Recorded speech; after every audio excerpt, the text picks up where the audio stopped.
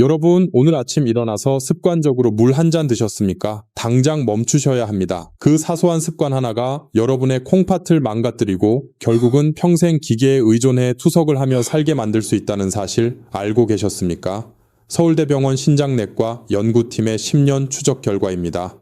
우리 60세 이상 어르신 10명 중 7명이 매일 아침 콩팥을 죽이는 행동을 하고 있다고 경고했습니다. 더 무서운 사실이 있습니다. 콩팥은 침묵의 장기라서 70%가 망가질 때까지 비명조차 지르지 않습니다. 저는 지난 30년간 대학병원 신장내과에서 매일 수많은 환자들의 마지막을 지켜봤습니다. 투석실에 누워 진작 알았더라면 하며 후회하는 분들을 볼 때마다 의사로서 가슴이 찢어집니다. 그래서 오늘 병원에서는 돈이 안 된다며 알려주지 않는 자연 치유 비법을 공개하러 나왔습니다. 비싼 보약도 아니고 위험한 수술도 아닙니다. 바로 여러분 부엌 찬장에 있는 꿀 한 스푼입니다. 겨우 꿀이라고 하며 비웃지 마십시오. 하지만 이 간단한 것이 의료계를 놀라게 했습니다. 혹시 요즘 소변을 보면 거품이 비누처럼 일지 않습니까? 자고 일어나면 눈꺼풀이나 발목이 퉁퉁 붓고 밤마다 화장실 가느라 잠을 설치시죠? 허리가 끊어질 듯 아프고 만사가 귀찮으신가요? 이게 단순히 늙어서 그런 것이 아닙니다. 여러분의 콩팥 필터가 찢어져서 걸러내야 할 단백질이 몸 밖으로 다 빠져나가고 있다는 응급 신호입니다. 오늘 제가 알려드릴 내용은 5가지입니다. 첫째, 꿀이 망가진 콩팥 필터를 복구하는 기적의 원리. 둘째, 신장 기능을 갉아먹는 최악의 꿀 섭취, 실수 3가지. 셋째, 꿀 섭취의 황금 시간대 3가지. 넷째, 절대 피해야 할 섭취 실수. 5째, 꿀을 먹으면 안 되는 사람은 누구인가. 끝까지 보시면 여러분은 더 이상 밤에 화장실 때문에 깨지 않고 붓기 없는 가벼운 아침을 맞이하게 될 것입니다. 지금 바로 시작합니다.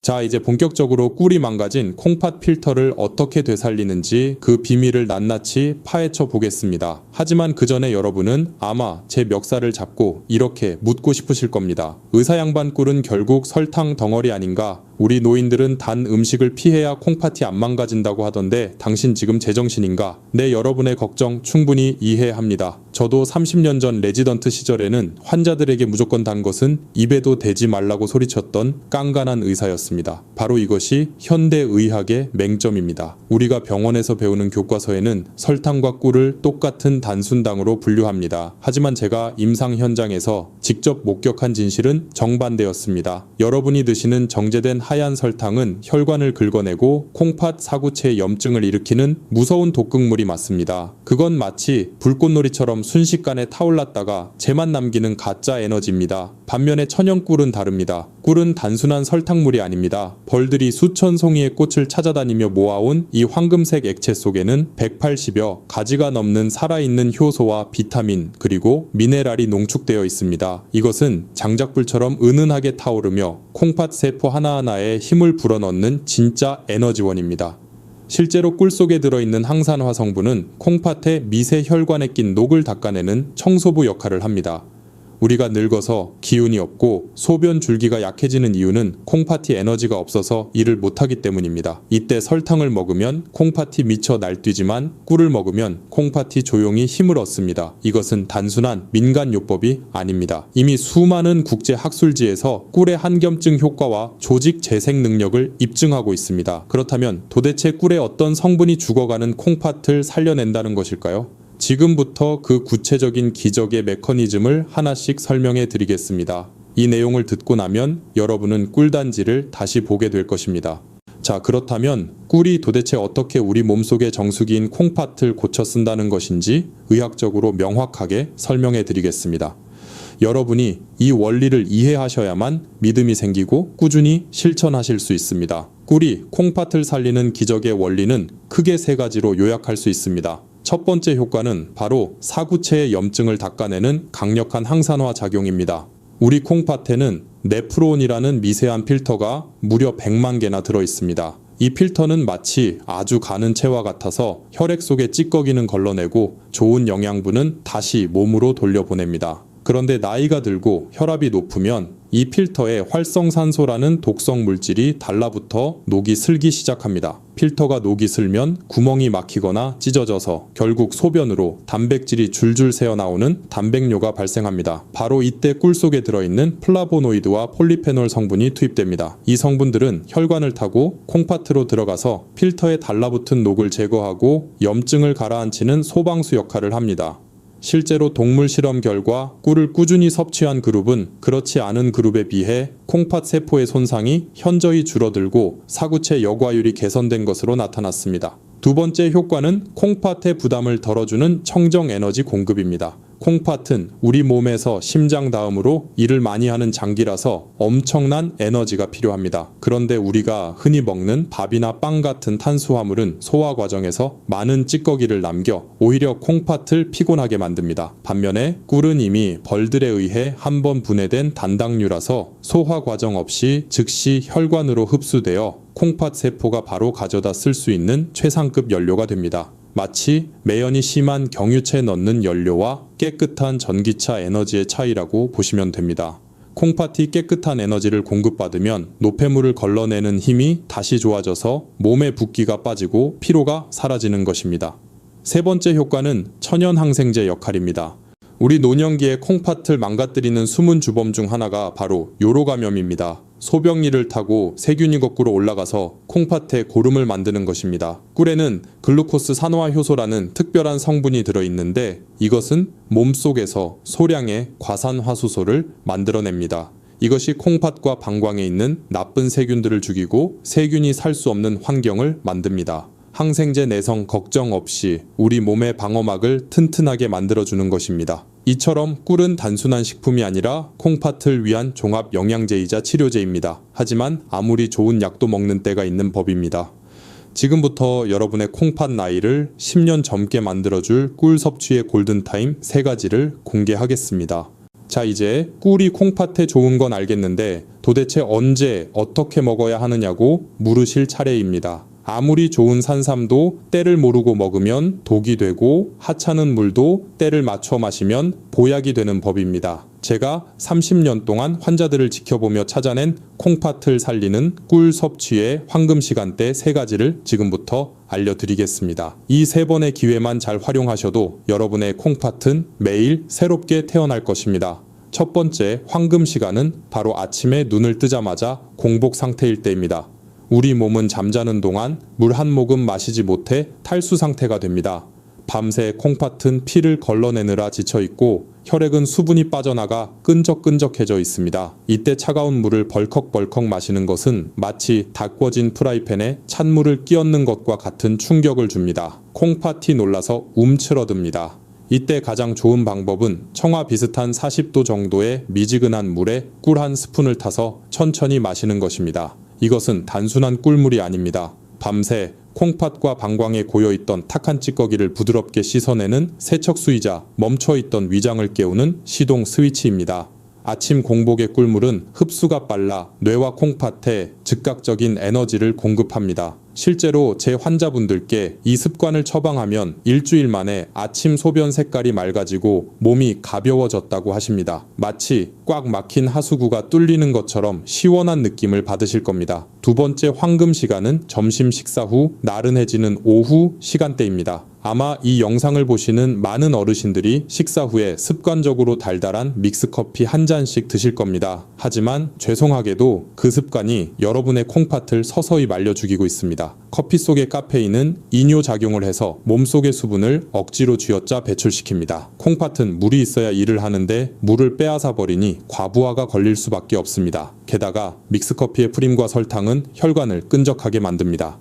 이제부터는 오후에 커피 대신 따뜻한 꿀차를 한 잔 드셔보십시오. 꿀의 천연 당분은 급격한 혈당 쇼크 없이 오후의 피로를 풀어주고 무엇보다 콩팥에 수분을 공급해줍니다. 꿀에 레몬 한 조각을 띄우면 금상첨화합니다. 레몬의 구연산이 콩팥의 결석을 예방하고 피로 물질을 분해하기 때문입니다. 커피를 끊고 꿀차로 바꾼 지 한 달 만에 만성 피로가 사라지고 붓기가 빠졌다는 분들이 정말 많습니다. 세 번째 황금 시간은 바로 잠자리에 들기 1시간 전입니다. 아마 지금 고개를 갸웃거리는 분들이 계실 겁니다. 원장님, 자기 전에 물 마시면 밤새 화장실 들락거느라 잠을 못 자는데 그게 무슨 소리입니까? 네, 맞습니다. 그게 바로 우리 노인들의 가장 큰 고민인 야간요입니다. 하지만 제 이야기를 끝까지 들어보십시오. 제가 말씀드리는 것은 물을 한 대접 마시라는 것이 아닙니다. 아주 소량의 물에 타거나 혹은 꿀만 티스푼으로 한 숟가락 입안에서 녹여 드시라는 것입니다. 이게 왜 중요할까요? 우리가 밤에 자다가 깨서 화장실에 가는 이유는 단순히 소변이 마려워서가 아닙니다.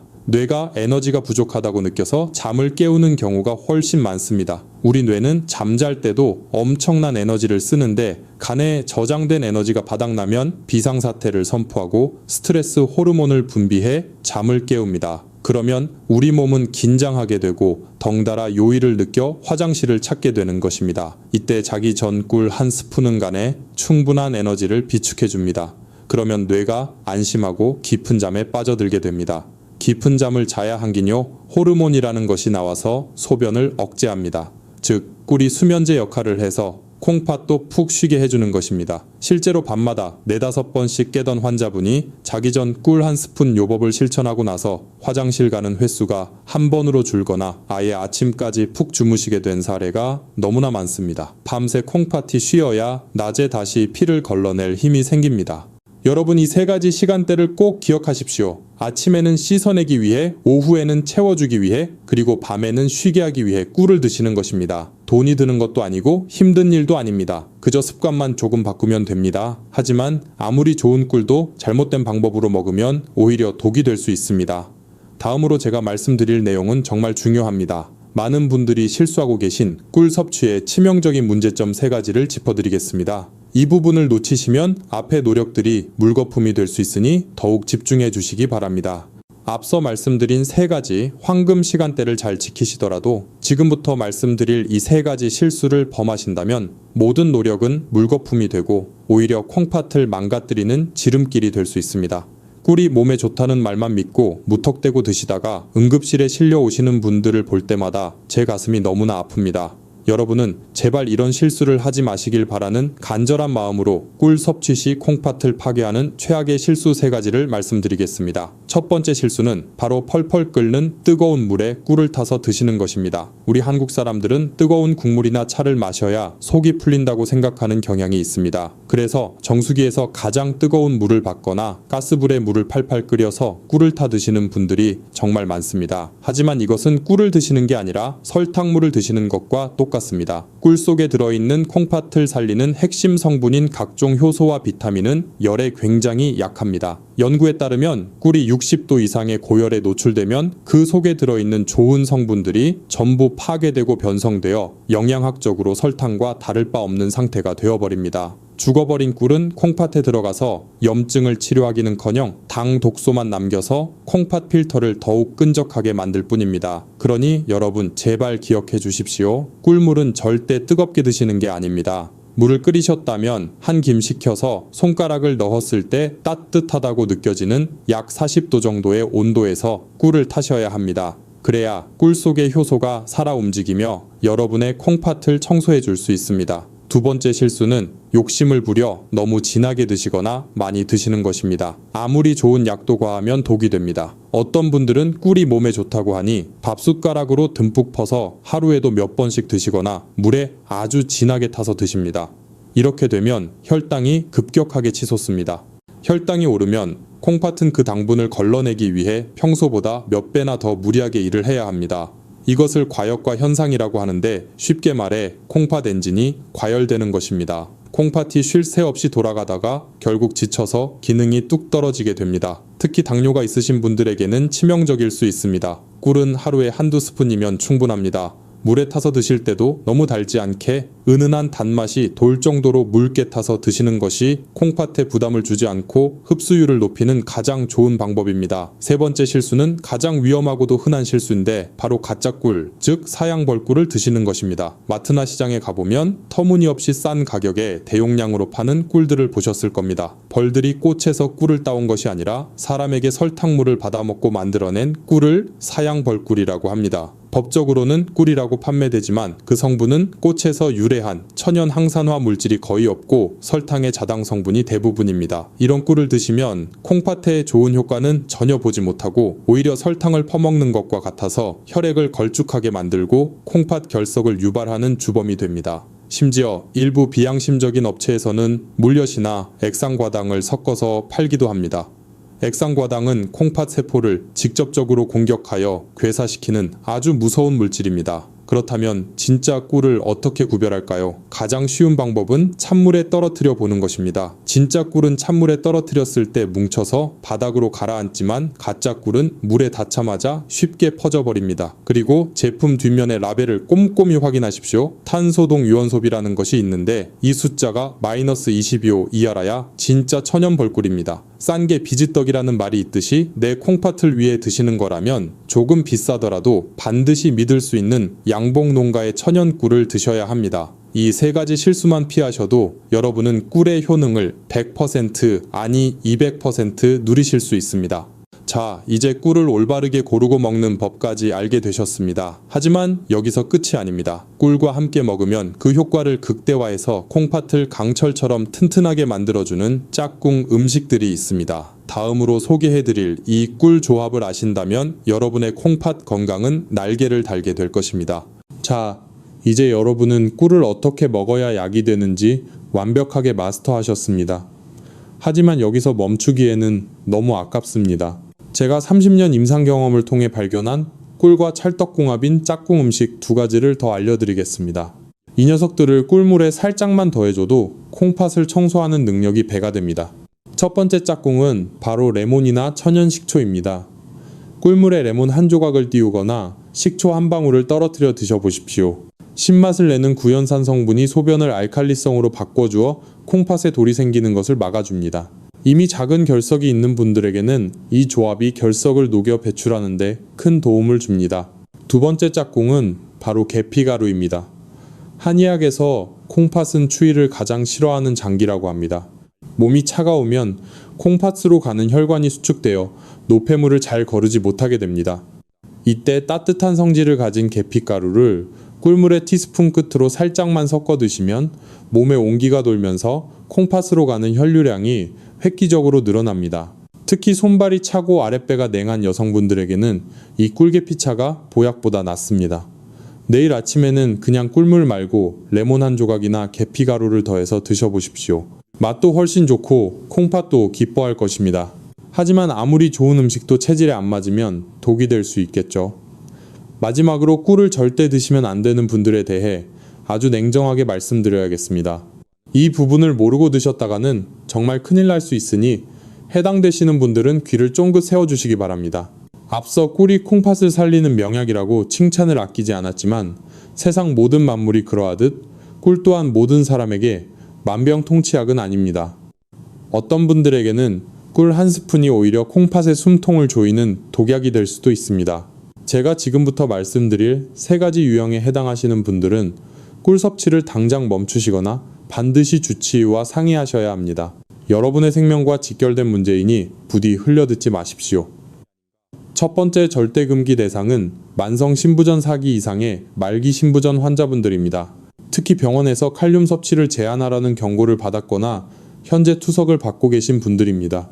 꿀에는 칼륨이라는 미네랄이 들어있습니다. 건강한 사람이나 초기 신장병 환자에게 칼륨은 나트륨을 배출시켜 혈압을 낮추는 아주 고마운 성분입니다.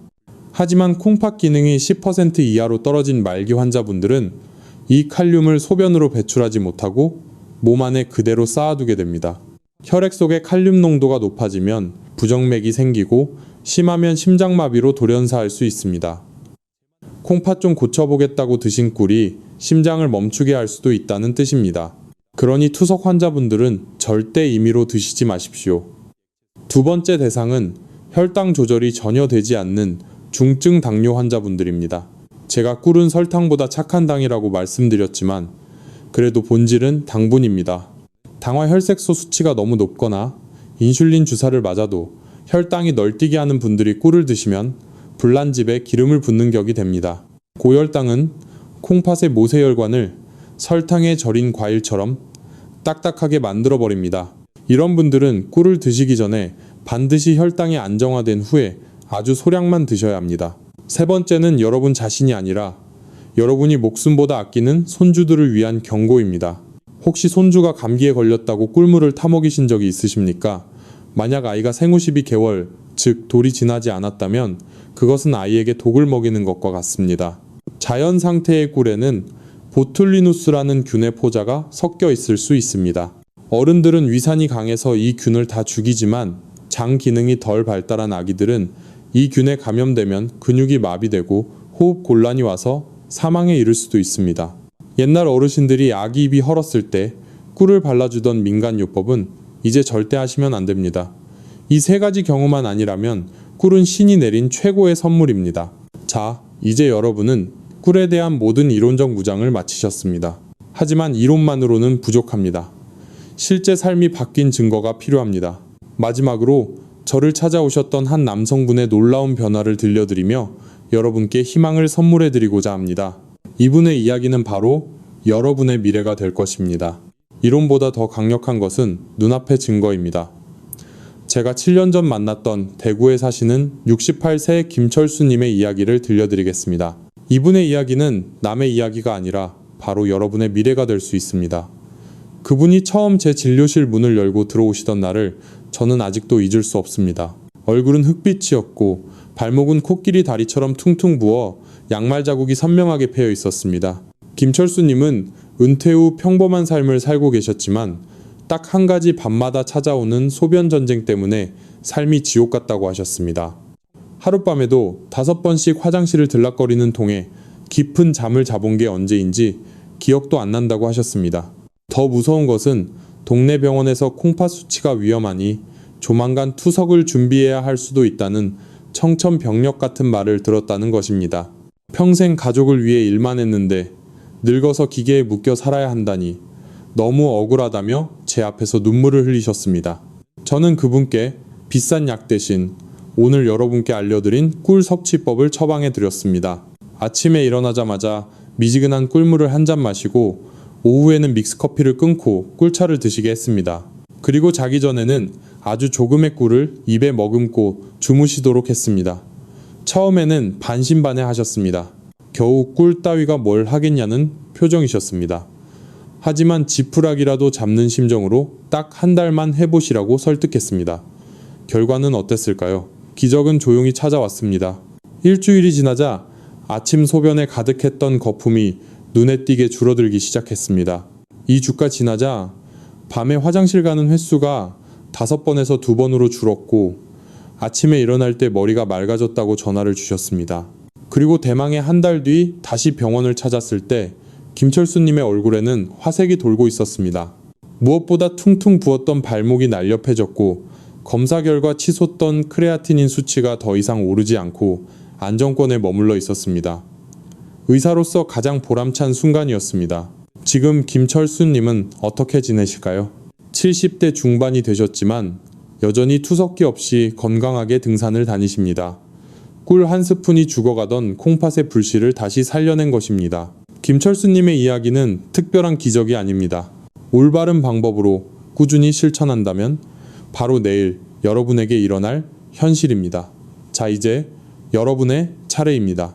오늘 당장 시작할 수 있도록 제가 마지막으로 여러분께 부탁드리고 싶은 것이 하나 있습니다. 자, 여러분, 이제 오늘 긴 시간을 마무리할 때가 되었습니다. 제가 오늘 여러분께 목이 터져라 강조한 꿀 한 스푼의 기적은 단순히 몸에 좋은 음식을 챙겨 먹자는 가벼운 제안이 아닙니다. 그것은 평생을 가족과 자식을 위해 헌신하며 정작 자신의 몸은 돌보지 못했던 우리 시대의 모든 아버지와 어머니들에게 드리는 의사로서의 참회이자 절박한 호소입니다. 지난 30년간 저는 투석실에서 수많은 이별을 지켜봤습니다. 평생을 성실하게 사셨지만 단지 콩팥을 지키는 작은 지혜를 몰라서 차가운 기계에 팔을 맡기고 남은 생을 병원에서 보내야 했던 분들의 눈물을 저는 잊을 수 없습니다. 여러분은 부디 그런 고통을 겪지 않으셨으면 좋겠습니다. 나이 들어서 자식들에게 짐이 될까봐 걱정만 하지 마시고 오늘 당장 부엌으로 가서 따뜻한 물에 꿀 한 스푼을 타서 드십시오. 그 달콤한 한 잔이 지쳐있는 여러분의 콩팥을 위로하고 꺼져가던 생명의 불씨를 다시 살릴 것입니다. 돈이 수천만 원 드는 것도 아니고 힘든 수술도 아닙니다. 내 몸을 사랑하는 이 작은 실천이 여러분의 10년 뒤 미래를 차가운 병원 침대가 아닌 따뜻한 공원에서 손주들과 뛰어노는 모습으로 바꿔놓을 것입니다. 그리고 오늘 제가 전해드린 이 정보가 누군가에게는 생명을 구하는 동아줄이 될 수도 있습니다. 주변에 콩팥 때문에 걱정하는 친구나 밤잠을 설치는 이웃이 있다면 주저 말고 카카오톡으로 이 영상을 공유해 주십시오. 좋은 것은 나눌수록 커지는 법입니다. 여러분의 공유 버튼 한 번이 뇌졸중과 투석의 공포로부터 소중한 사람을 지켜낼 수 있습니다. 저 또한 앞으로도 병원에서는 돈이 안 된다며 자세히 알려주지 않는 진짜 건강 정보를 가지고 여러분 곁을 든든하게 지키겠습니다. 구독과 좋아요를 눌러주시면 더 깊이 있는 내용으로 보답하겠습니다. 마지막으로 노파심에 다시 한번 말씀드립니다. 만약 현재 심각한 기저질환을 앓고 계시거나 약물 치료 중이시라면 어떤 민간요법이든 시작하기 전에 반드시 담당 의사와 상의하신 후 섭취하시길 바랍니다. 여러분이 고통 없이 존엄하고 활기찬 노후를 보내시기를 진심으로 기도합니다. 다음 영상에서 더 건강한 모습으로 뵙겠습니다. 감사합니다.